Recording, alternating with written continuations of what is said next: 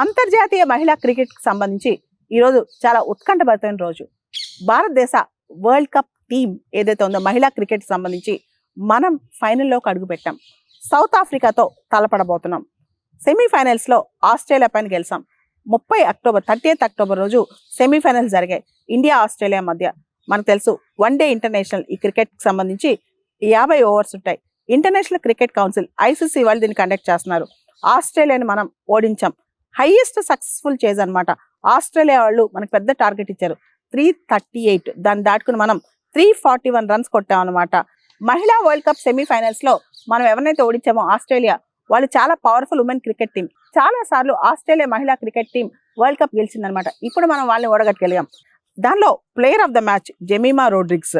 ఈ అమ్మాయి అత్యద్భుతమైన ప్రతిభ కనిపించింది. 134 బాల్స్కి 127 రన్స్ చేసింది. అదేవిధంగా టీమ్ కెప్టెన్ హర్మన్ ప్రీత్ కౌర్, తిని కూడా చాలా గొప్ప ప్రతిభ చూపించింది అనమాట.